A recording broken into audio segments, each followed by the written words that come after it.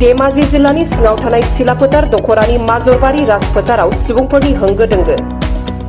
फुजा बानजाय आफादनि बिबानगिरिफोरा फोरमायनाय बायदिब्ला बे बोसोराव बयनिख्रुइबो बांसिन सुबुंफोरा होंगो दोंगोयै राज फुजा नायनो फैदों आरो मेलायाव 9 सानसिम सोलिबाय थायो होननाबो फोरमायबावो फुजा बानजाय आफादनिफ्राय। बे राज फुजा मेलायाव आसामनि आरो धेमाजि जिल्लानि गुबुन गुबुन ओनसोलनि बायदि हारि हारिसा जेरै बर', राभा, मिसिं, बेंगलि, हाजं, असमिया, बानाय, नेपालि बायदि बायदि हारिनि सुबुंफोरा मैखोमै बाहागो लानायखौ नुनो मोननाय जादों।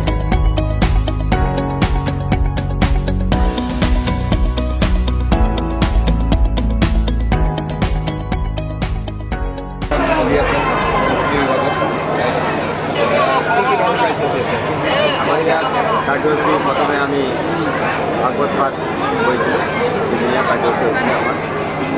দূৰৰ পৰা আমি পণ্ডিত কৰি আনি ভাগৱত পাঠ কৰিছোঁ। তাৰপিছত আমাৰ সাংস্কৃতিক নৃত্য প্ৰতিযোগিতা আৰম্ভ হৈছে, চলি আছে ভিতৰাম। তাৰপিছত চিংগাৰ প্ৰগ্ৰাম আছে, নাট ভাওনা চলি আছে আৰু সাংস্কৃতিক কৃষ্টি দ্বাৰা ইয়াত নৃত্য প্ৰদৰ্শিত হৈছে। যাৰ পৰম্পৰাগত বিভিন্ন জাতি জনগোষ্ঠীৰ পৰম্পৰাগত কৃষ্টিদ্বাৰৰ দ্বাৰা নৃত্য কৰি পৰিক্ৰমা চলি আছে। এইখিনি আমাৰ চলি আছে। অহাকাইলৈ আমাৰ সীমা কাপৰি আদায় কৰি তাৰপিছত এখন বিশ্বব্যাপী 19মান তেনেকৈ আমি কাৰ্যসূচী চলাই আছোঁ। উদযাপন কৰিছোঁ। এতিয়া 7 নৱেম্বৰৰ পৰা আৰম্ভ হোৱা এই 9দিনীয়া কাৰ্যসূচী এতিয়া অষ্টম নিশা আপুনি দেখিবলৈ পাইছে, আপোনালোকে দেখিবলৈ পাইছে লোকেই লোকাৰণ্য হৈ পৰিছে অনুষ্ঠানটি। এতিয়া মাত্ৰ 8টা বজাই নাই, আমাৰ অনুষ্ঠান আৰম্ভ হোৱা নাই। এতিয়া 8 বজাৰ লগে লগে আমাৰ সাংস্কৃতিক অনুষ্ঠান পিছফালে দেখিবলৈ পাইছে। সাংস্কৃতিক ইণ্ডিয়াৰ এই নৃত্য প্ৰতিযোগিতা, প্ৰথম যিটো কাৰ্যসূচী নৃত্য প্ৰতিযোগিতা, সেই নৃত্য প্ৰতিযোগিতা আৰম্ভ হ'ব।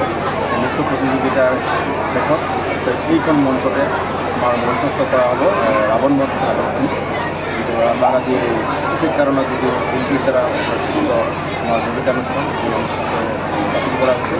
কাইলৈ আমাৰ এই সংগীতানুষ্ঠান আছে বা পৰিস্থিতি আমাৰ এই কণ্টিনিউ এইকেইদিন শিল্পীৰ নিমন্ত্ৰিত ব্যক্তিৰ দ্বাৰা আমাৰ সংগীতানুষ্ঠান আমাৰ পৰম্পৰাগত যিটো আমাৰ খাদ্যমেলা, থলুৱা খাদ্যমেলা সেইটো চলি আছে। আমাৰ ৰাসৰ লগত সংগতি ৰাখি যিখিনি আমাৰ বাণিজ্যিক মেলা সেইখিনি হৈছে।